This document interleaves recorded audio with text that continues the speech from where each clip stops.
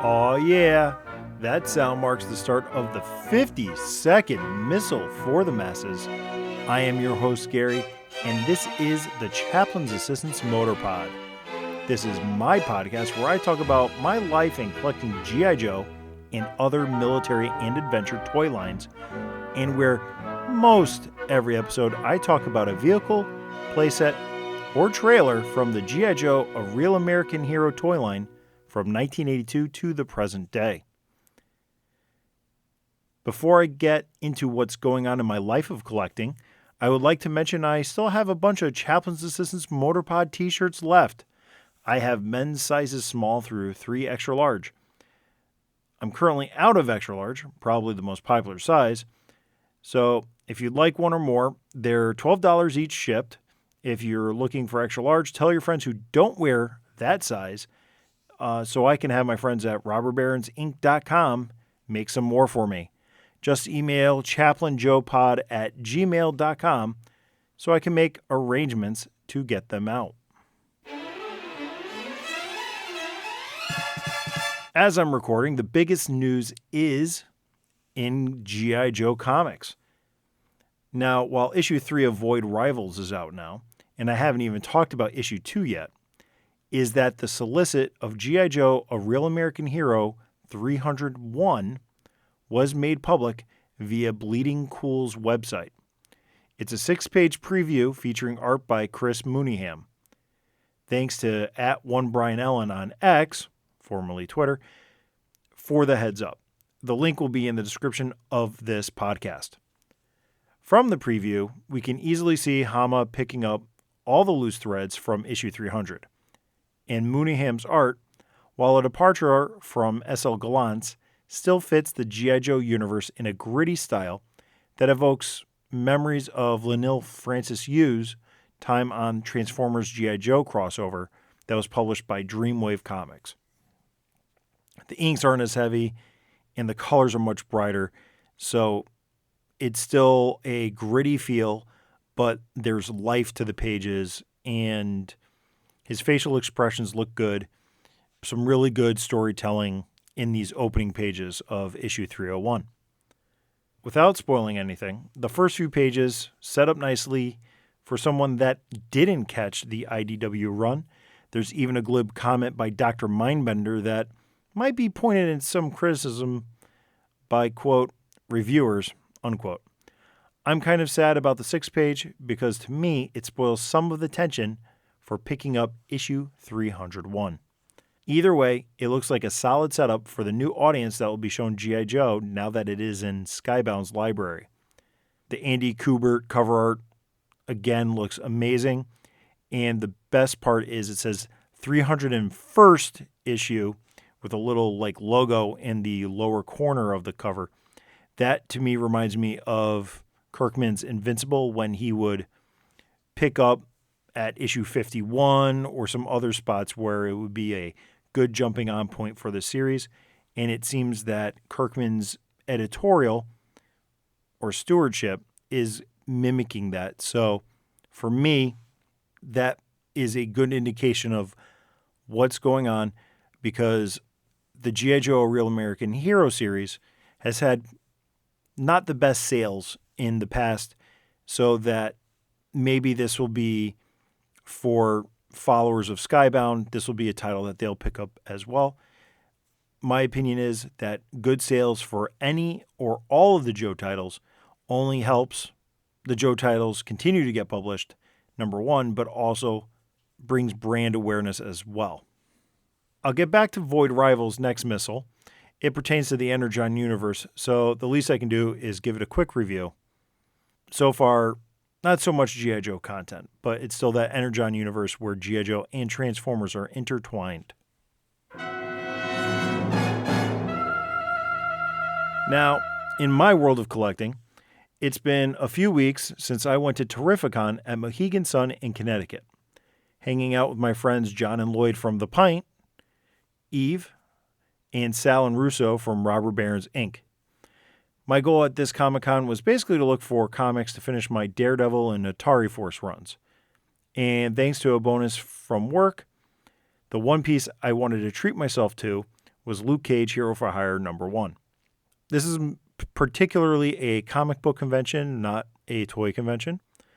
But now that G.I. Joe is in the zeitgeist of pop culture more and more each day, I'm walking around and I'm easily distracted by the G.I. Joe figures that are out on display for purchase. As usual, there's plenty of classified. I was looking for the Walmart exclusives I've had on pre-order well over a year now, and they were there, with only a few that were reasonably marked up. The first booth that I came across with O-Ring Joes had prices that were haphazard or out of line. They were all over the place. There was a Cobra Law guard, incomplete, with a broken antenna peg on his head. That was $40. Meanwhile, a few things back on the peg in the container was a Zartan missing his thigh pads and chest plate. That was only $17. And it looked like the O-ring was intact too. Hindsight being 2020, I probably should have picked up the Zartan, but I passed on it as I don't need another. I found 3 Daredevils for half off if you paid in cash, and that brings me down to 6 books left to completing my Daredevil collection. Walking around some more, I found a guy. He was selling a carded Zartan Ninja Force, the bubbles lifting, which I enjoy, and it was only $25, so I picked it up. I looked further into his booth, and I saw he had a Steel Brigade in an oversized clamshell, but there were more oversized clamshells. There were about 6 test shots or first shots of 1990s G.I. Joes. I passed on 2 Street Fighters, Kens, and a Chun-Li. He also had a 1993 Major Altitude test shot. That's the mail-away one. And I passed on that too because I didn't realize what it was when I was looking at it. And that's a hard to come by figure, so the test shot's only that much harder to come by. But what I did get was Big Ben and Big Bear from 1993's International Action Force set. This was definitely impulse purchase as I'm not a prototype guy, but turns out the vendor knew the guy that published Action Figure and Toy Review in the 1990s. That person bought a lot of Hasbro overstock, including all the 93 International Action Force sets. The vendor was really nice, let me take some pictures, probably because I spent a good chunk of change with him. It was really nice, just to get to see what else he had. But he didn't have a lot of Joe stuff, but what he had was quality. I went up to Artist Alley and saw Tim Jones from Sour Grapes. Really nice guy, does a really cool comic strip, newspapers. And then I finished off with a nice chat with Paul Kupperberg, the man that redefined Peacemaker in the mid-'80s. At that point, the day was over, and I finally pulled the trigger on a not unreasonably priced CGC graded Hero for Hire #1. That final purchase put me a bit over budget, but in reality, that's the fault of the first shots that I picked up.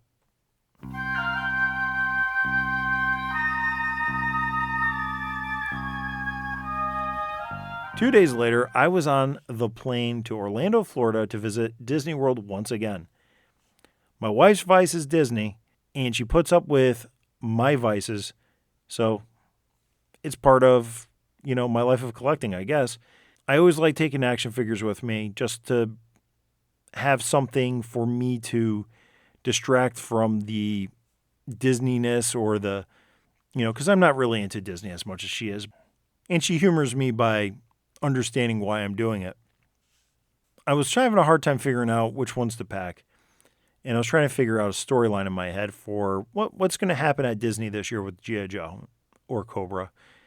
And I reached out to my friend Steven from G.I. Joeberg, and I said, I just need an idea. I got to figure out somebody to bring by and, take some pictures with, the sights and the sounds. And he recommended Recondo. And I was like, say no more.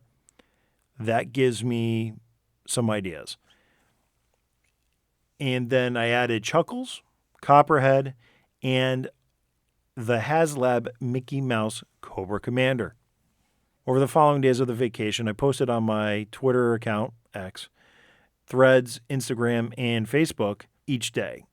Basically, the storyline that I crafted was Cobra Commander went to Disney in festive attire, and the Joes are sent to intersect and bring him in. I had to take the picture opportunities when I could get them, and I concentrated on just having fun with my family. I usually don't bring accessories with me, but I tried something new, and I didn't really get out the accessories till the final night. And the only almost casualty was, on that final night, was almost losing Cobra Commander's laser pistol in mulch chips outside the boardwalk. It was kind of fun. It wasn't taking anything too seriously. It was a nice way to just okay, here's a cool shot of what's going on at Disney. But, here's these toys that just need to be there because at the end of the day, aren't we all just big kids at heart? Finally, the last thing before I get to my toy review is I did a live stream on Facebook and Twitter on opening up my 1994 G.I. Joe Razor Blade. I'll throw the Facebook or Twitter link below. I bought it with some eBay money from selling overstock out of my basement, so it's like it didn't cost me anything. I talked and I put it together on camera, and the few people that checked it out seemed to like it, so that is encouraging. Next time I'm hoping to also add my YouTube account because StreamYard needed access that takes YouTube 24 hours to grant. With school starting soon, my schedule will be much more regular, and I'm going to try and work something in. But no guarantees, though.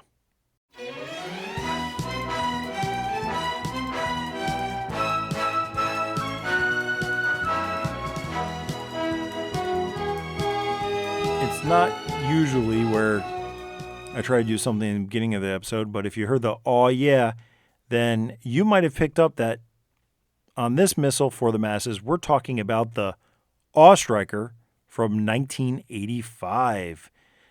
Now, before we get into the vehicle itself, the A.W.E Striker did come with a driver. It came with Crankcase.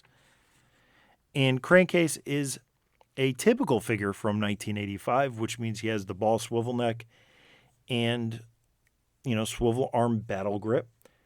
And he's really a nice traditional style soldier with brown boots, khaki pants.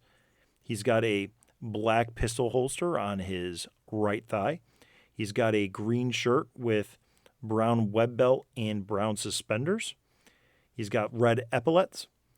And his green shirt is actually over another khaki shirt. He's got a patch on his right shoulder and, with the sleeves that are green and rolled up.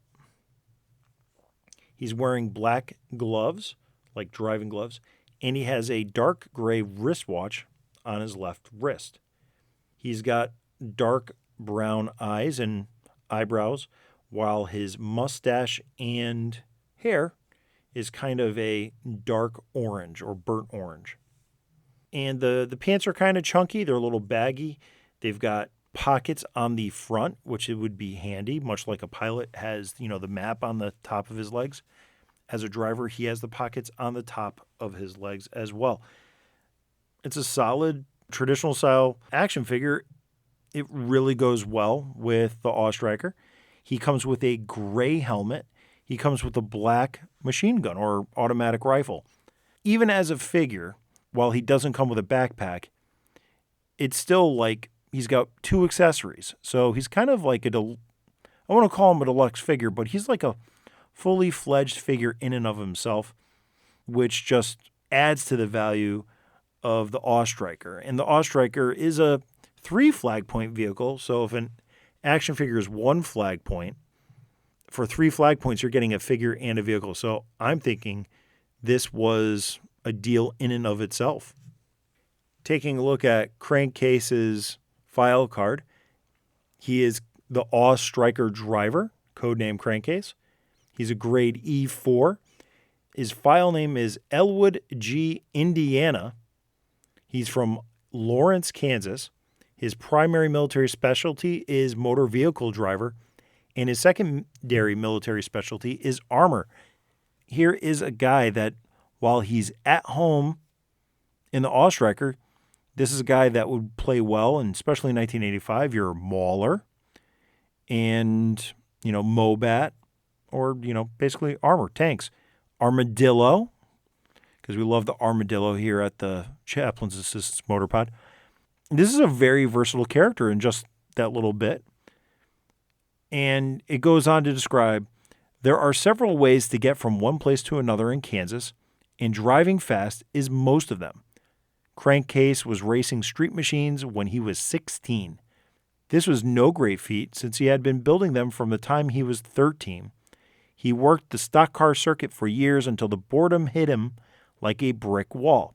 A recruiting sergeant with a crooked smile signed him up for a burst of 4 with promises of speed and glory. Crankcase graduated Ranger School and Desert Warfare School and attended the Special Air Service Tactical Driving School under the NATO exchange program. He's a qualified expert, M16, M1911A1, M60, and TOW. The quote, ever get irritable when you're standing in the line that just doesn't seem to be moving at all? Well, the whole seems to be moving in slow motion to Crankcase all the time. That's why he's constantly ticked off. He's just not happy unless he has a wheel in one hand, a shifter in the other, and the wind in his face. So I think there's one word missing from that quote. It should say, well, the whole world seems to be moving in slow motion to Crankcase. That reminds me of Quicksilver in Marvel Comics. That's one of his character traits because he's such a fast guy. He thinks fast. This is in the litany of drivers or vehicle, clutch and skid mark. Crankcase is another one of those guys that just likes to go fast. And, it really seems like all these drivers would really get along well and probably cause a lot of problems in their off time. I like Crankcase. The other thing about with him being from Kansas and they're talking about the stock car circuit, I'm from the Northeast and we do have some short tracks up here. Not too much for NASCAR racing. That's more of the Southeast section of the United States. But Kansas, that's to me, by that description, I'm thinking he's a short track guy. And if you've ever seen the World of Outlaws, those cars are actually kind of similar to the Ostriker. Not quite the same, and we'll get to the Ostriker now. Before we start reviewing the Ostriker is actually based on a real vehicle from the 1980s. It is based on the M1040 and M1041 fast attack vehicles that were introduced in 1982. Now, the difference between the M1040 and the M1041 is the M1040 had a Ma-Deuce 50 cal machine gun mounted on top, and the M1041 had a tow missile mounted on the top. I went online, I looked all these up. They had twin antenna, very similar, with the exception of fenders over the front tires. The Ostriker is almost a spitting image of these vehicles. It was known as the Emerson Chenoweth, and I'm probably mispronouncing Chenoweth, fast attack vehicle. It was powered by a 1,984cc four-cylinder air-cooled Volkswagen engine. It made a modest 94 horsepower at 5,000 RPM, but to be fair, this is only, when unloaded, it's only about 1,000-pound vehicle. So the power to weight isn't nearly as bad as, let's say, a 94 horsepower full-size car. The fast attack vehicle, the M1040, M1041, was part of the Light Attack Battalion using heavily armed light vehicles for fast-moving attacks, recon, and target designation. The sand rail dune buggy idea was a prominent idea, part of this project, and Emerson Electronics contracted Chenoweth Racing Products to build 120 heavy-duty versions of Chenoweth's desert racing vehicles. About 126 were built. The extra were for, let's call it, destructive testing, basically blowing them up with various weapon systems. It's kind of small. It has a 103-inch wheelbase. It's tubular framed, and the 542-to-1 final drive ratio gives it the little pickup that the 94 horsepower engine, needed. So that's torque multiplication, allowing, the thing to get off the line fast. However, with that high of a gear ratio, it's not going to be setting any land speed records. The top speed on the fast attack vehicle was 75 miles per hour, but the Army put a 55 mile per hour limit on it. Its size and profile put it in a category basically hard to hit. That was kind of advantageous because, much like the toy, the soldiers, using the fast attack vehicle are very exposed. So the fast attack vehicle program eventually ended, where basically the 120 that were built were, lost to attrition and to, accidents and stuff like that. So 80 survived to get an upgrade, which included fenders and electronics and other amenities that brought it up to 1,500 pounds in a curb weight. But the program was dead. They weren't going to make any more. So what ended up happening with the remaining 80 at this point, they went to be used with special forces and Rangers, the SEALs, and even saw service during Desert Storm. From the research of the fast attack vehicle, the A.W.E. Striker is actually a rather faithful recreation of an existing military vehicle that really wasn't, as I like to call, toyified or G.I. Joe-ified with extra missiles and extra machine guns, and is rather faithful to the actual vehicle in the United States military. So now, turning my attention to the box of the A.W.E. Striker, looking at the front of the box, you have the A.W.E. Striker front and center, firing off the cannon on the top. Crankcase is driving. Gung Ho is riding shotgun with his 40mm grenade launcher, and Dusty's hanging on to the roll bar with one foot in the sidewell.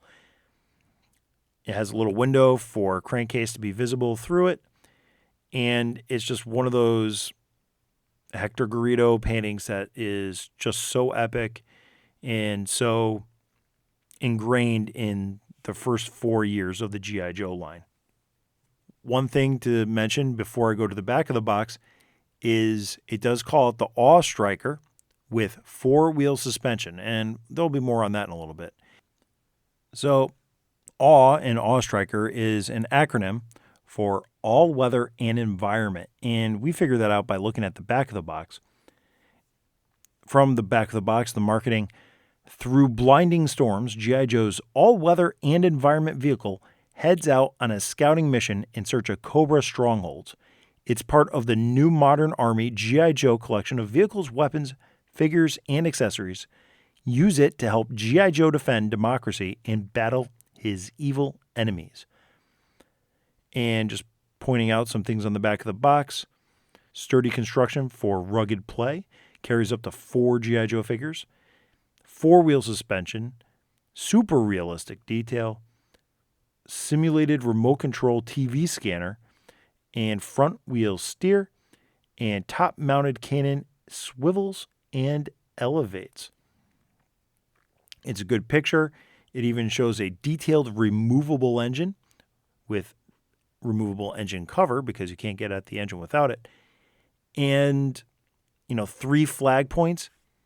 So I think for 1985, this was a heck of a vehicle and a heck of a value. Figure vehicle, and we've already discussed it's based on a real one, so it has a lot of play potential there. Nope, not many gimmicks, but, bear with me. We'll go over that as we now take a deeper dive into the vehicle itself using the blueprints as a guide. So before we take a look at the blueprints, the A.W.E Striker is basically made up of a bunch of pieces. It's actually pretty model kitty, like a lot of the early G.I. Joe vehicles. It doesn't have a finished underside, but that's kind of forgivable considering what it's really mimicking. It's molded in green and gray. The wheels and interior and chassis are different shades of gray, which to me indicates they came off of different sprues and different kinds of plastic. Even the antenna are a lighter gray. And you have a hose that goes from the TV camera to the Canon on top. You have clear headlamp lenses that go over the front roll bar. It's a simple design. The roll cage, everything snaps together really nice and easy. I put together a Night Force version of this from 2001, 2002 with Pathfinder as the driver. And you have the gray engine and the green engine cover. So everything blends together. Everything looks super realistic. It is well thought out, well molded construction of a G.I. Joe vehicle. With that, taking a look at the A.W.E Striker blueprints, 21 points to look at. You have number 1, the extended space frame roll bar. That's what's molded in green. You even have decals that go on top of it that says "Watch Head." In my opinion, those decals usually don't last long. I've tried applying vintage ones to the roll bar. I think I've even had a Toy Hacks Repro one. And the roll bar is very thin. It's less than 1/8 of an inch in diameter, and it's really hard sometimes to get these decals to wrap around it and stick. Almost like you need an aggressive glue on that. And the other thing about this space frame roll bar is the figures fit underneath it. We go to number 2. We're on the back of the A.W.E Striker, the fuel filter receptacle. So that is on the engine cover, the green engine cover that comes off. You go to number 3, the two-way communications antennas. These gray antennas are commonly stressed, not straight. They have stress marks. They are just commonly missing. They come out easy, which actually comes in handy if you ever want to buy one of these or sell one of these. They come out easy, so you can ship it easy. Even if you're moving from place to place, packs easily. You don't have to worry about breaking anything. That's always refreshing. There's 2 of them, so 1 for each side. So we're going to move to the top view of the A.W.E Striker, and you have number 4, the engine radiator oil cooler with electric cooling fans. Now, if you're paying attention earlier and you listen to the fact that the Fast Attack vehicle has a Volkswagen engine, you'll know that the Volkswagen engine is an air-cooled engine. But this is G.I. Joe, and yes, this is a faithful recreation, but it's still G.I. Joe. So you have a radiator, and you do have an oil cooler with electric cooling fans. So all that means is that G.I. Joe took out that 94 horsepower engine, and maybe they put in something a little more powerful. You get to number 5 is the quick repair aluminum alloy transverse engine. So it doesn't really tell you what kind of engine it has, just tells you it has an aluminum engine. So engines have been made out of aluminum for a long time, mass-produced. In the 60s, there were several manufacturers that made aluminum, liquid-cooled engines. It's, lightweight. You can get a lot of power out of it, and it makes sense. So it doesn't really give me any details of that, but if you take your engine out of the Awe Striker like you're supposed to, you'll find that it resembles more of a V-style engine, like a automotive V6 or V8. It's kind of a weird V8. It has the exhaust coming out of one section of the back. No exhaust manifolds on either side. You have the air inlet on the top, which looks like a little bit of a fan. Imagination can run wild. Is this a turbine engine? There's little details everywhere, and there's even a little bit of a transmission bell housing in the back. It plugs right into the rear differential on the Awe Striker. So, you got a transaxle, you got a weird-looking engine. Heck, I don't know about being a diesel, but, it's a neat little engine, and, I'm happy for it. I just wish I had a little more info on the blueprints. So this is one of those times where I like to nitpick, and I can't nitpick because it's a little too vague. So I can nitpick the vagueness, I guess.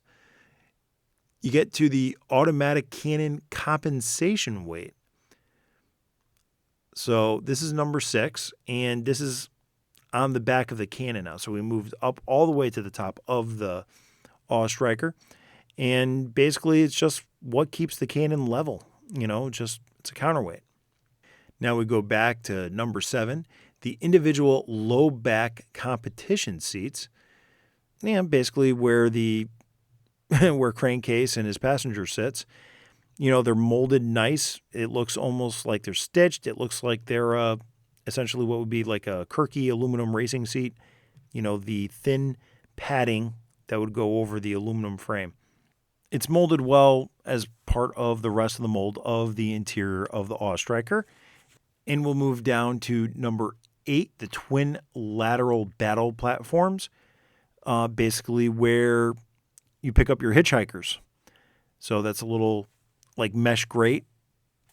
Then we move back to the cannon, and the cannon's actually called a 10-round, 70-millimeter automatic launcher. So like I said, I think this is more of like the tow missile attachment of the M1041. I don't know if it needs to be a 10-round, 70-millimeter cannon, but it is. And overall, the rest of the detail on this, besides the counterweight, it looks like you have a little sighting device on the top that must be connected somehow to the camera below. You've got nice detail. You've got a nice flash suppressor tip on it. Really looks the part of what it needs to do. It looks, again, it's a little sci-fi because of the description. It's not 100% accurate to what was on the Fast Attack vehicle, but it is faithful enough to reality that the suspension of disbelief, you're not stretching for this. Now we'll move down to number 10, which is the Advanced Infrared Sighting Fire Control Camera. Now this has a hose that runs from this to the roll cage. This would be on the passenger side of the Awe Striker. And that's the right side because we know Britain and Australia, they drive on the right side. So this is an American vehicle, so everybody's driving on the left side. It's good detail. It doesn't have a handle, so you kind of have to move it with your hands. Your passenger isn't going to be handling it. Another thing is, these also commonly have stress marks as well. And the other thing is the hose sometimes doesn't really work too well. That's because one thing that I'm not a huge fan of is the hose on the camera exits the left, and then it has to loop all the way around back to the right to then plug into the left on the roll cage. So if they had just moved that one plug from the left to the right, maybe they're thinking the hose would not get in the way better this way. I don't know, 6 of one, half a dozen of another at this point. Also, this is another area where they added an extra detail that really lends itself to grounding the Awe Striker in reality. We get to number 11, the fiberglass body over tubular space frame. Sounds familiar, huh, to the Fast Attack vehicle. And again, it looks like it. You have the quartz halogen headlamps. And then you get to the secondary cannon sighting override camera. So that is the camera that's on top of the automatic launcher that I was pointing out earlier. So that's good that it has a secondary system. Don't know how it connects to the driver or the passenger, but it's there. You have a Canon guidance information processor that's on the side of the Canon. You have the Canon control guidance link, which again is that hose that runs from the camera to the Canon. Number 16, of all things, the engine exhaust outlets, which are those two little pipes that come out of one side of the engine. And then you have the fully adjustable nitrogen dampened independent suspension. So, like most dune buggies that were Volkswagen derived, this would have four-wheel independent suspension. They're pointing out at this point, they're looking at the front. Now, as a toy, this does have suspension. It's actually pretty neat. It doesn't have a lot of motion to it, and it does sag over time. Also is affected by weight. So the more figures you put on this, the more likely it's going to bottom out. I think a pen spring in the back to aid the leaf springs really helps the rear.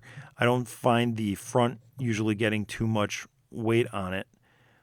It's there because there's a lot going on in the front with a little bit of a suspension and steering. You know, the plastic obviously has aged, so you're not going to see so much of that suspension anymore. But it is nice because if you have a little bit, if this wasn't played with rough, the wheels don't drag on the fenders. I've had a lot of Awestrikers, and a lot of times the rear tires especially drag on their rear fenders. When I assembled my Night Force Awestriker, it didn't drag because it was fresh plastic. Then on the flip side, in the 50th anniversary line, they released the FOE, the faux striker. And I will say that I regret getting rid of mine when I was going through my moderns because I'm trying to, stay to a theme here in the basement. And what I found with that, so that one had more of a machine gun vibe rather than a cannon vibe. So that was more of a M1040. That had so many accessories, it actually weighed it down and the suspension was dragging. And that was new. That was only 8 years ago when I looked at that. Number 18 is the vehicle identification number, which is basically the sticker R72653I. Okay, so we have an identification number. Not something I would normally point out on a blueprint, like the G.I. Joe logo, the stickers, United States, the star. Okay, that was a little bit too much. You get number 19, the 175/70 VR15 off-road tires. And I'm going to include this with number 20, the stamped steel 6.5 by 15-inch wheel rims. 175/70, that's a narrow but tall off-road tire that, fits those 15-inch wheels. And the weird thing is those sizes exist in real life. And the final part, 21, is the front brush bar, which is molded in that green. So really the blueprints talked basically about everything in the car other than a few other details I want to mention. In the back, you do have a battery for the engine that's molded into the chassis. And then the rest of the cockpit, you have a cut steering wheel. So it's not a circular steering wheel. It's almost like the Knight Rider steering wheel. You have a molded dash with some gauges in there that, don't have really anything molded into it. So it's a little more simpler. And you have diamond plate for the footwells. You have a shifter in the middle. And then it looks like you got a little bit of a third link suspension going on in between the driver and passenger. The detail is there to make it feel like a real vehicle. And that's one thing I've always enjoyed with G.I. Joe and G.I. Joe toys in general is you're not just sticking the character in just to a generic spot. The other toy lines would not have taken the time to put this kind of detail into, their toys. But this thing is just loaded with detail and, again, probably helped that it was based on a real military vehicle. at the end of the day, let's talk about staffing it. Let's talk about play pattern. This thing has, besides Crankcase driving it, this is one of those vehicles that basically any Joe can hop in and drive. You would assume that any G.I. Joe at least has a driver's license. So while they may not be a specialist driver, at least they can hop in and drive around. I mean, certainly everybody did in the Sunbow cartoon. With Crankcase driving, who would I have in the passenger seat? Well, I would consider that person the gunner. So I would want somebody with gunning experience. So, you could throw a Rampart, you can throw Pathfinder, you could throw Roadblock or Rock and Roll in there. So the possibilities are almost endless for the passenger seat there. Or what you can do in the passenger seat is you can make this like a command car, and you can put an officer next to Crankcase. So we're talking like Hawk, Falcon, Flint. He's a warrant officer. Colonel Courage. It's something that, again, you can put Doc riding shotgun. It's just an infantry vehicle. And, G.I. Joe, all the Army guys, and some of the Marines, they're infantry, so they fit. The other thing, too, about your passenger is that could also be the radio guy. That could be insertion team. You could be sneak peek, dropping them off to spy on the enemy. So there's a lot of recon. You got the cannon. You got the tow cannon. I would call this the tow, the wire-guided missile. So this can be an offensive weapon, taking out tanks. Probably would be something that would move along the desert quietly or quieter than other attack vehicles and initiate surprise attacks. And then, too, is just a getaway vehicle. And anybody that has seen Megaforce has seen, again, another variant of this. So a lot going on. This has a lot of use, a lot of potential. And the fact that the engine comes out, that's good for when you have your 83 headquarters. You could have clutch servicing this with Crankcase. You could have, this fits well in a play pattern. It fits well in a diorama. It is really a vehicle that screams G.I. Joe. And the one thing I like about this, that's one of my big criteria for G.I. Joe vehicles in general, is the character actually fits inside the cockpit. This isn't like a vamp. It's not like other vehicles with roll cage. The Battle Force 2001, his name escapes me at the moment. So Crankcase fits in. Everybody fits in this. So with that, how would I rate this on a scale of 1 to 5 70mm automatic launchers? Well, it's kind of iconic. A lot of use in the cartoon and comic. It's based on a real vehicle. It's faithful to the real vehicle. It's well made. Comes with a great figure. Even if you don't get the figure, this is a 5 70mm automatic launcher. It belongs in just about every G.I. Joe collection. I can't think of a G.I. Joe collection that wouldn't have an Awe Striker in it. It's small enough to be displayed with your figures if you're a figure guy.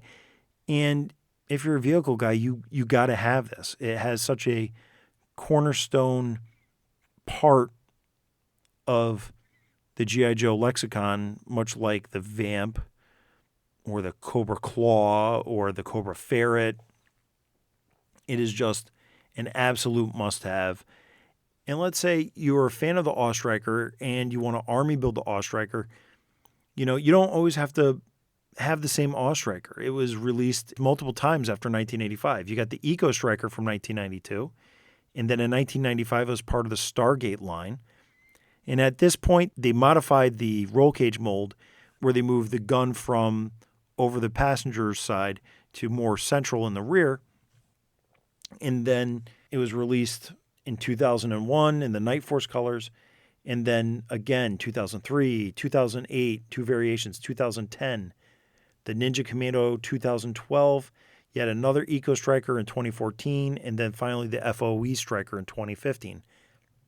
And then you have the Walmart Retro, which they actually fixed the roll cage mold and moved it back over to the right side. So this is an epic vehicle. It is, you can get your share of them. You don't have to have just the one 1985. You can have it. You can have a bunch of 1985s. I like them. But you can get one of every kind, and you can just have a whole fleet of different Awe Strikers. It just adds to the coolness of this, because it's like, well, okay, we have the Awe Striker, but all right, Eco Force needs one, the Night Force needs one. Everybody gets an Awe Striker, and everybody should get an Awe Striker. That's how good this is. Well, if you've made it this far, thanks for listening. If you've enjoyed this, feel free to rate and review wherever you listened, as it only helps to grow and improve this podcast. The Chaplain's Assistance Motorpod is hosted by Spotify for Podcasters. For more Motorpod, you can follow me on social media at ChaplainJoePod on Twitter, Instagram, Threads, Facebook, and even YouTube. Set those notifications on. Maybe you'll get notified the next time I do a live stream. You can also send an email to chaplainjoepod@gmail.com. The Chaplain's Assistance Motorpod is the strange, but not as strange, nerdy little brother of the pint, a pop culture podcast. You can find them on Facebook and Instagram. Now, with all that said and done, one final message for the masses: be decent to each other.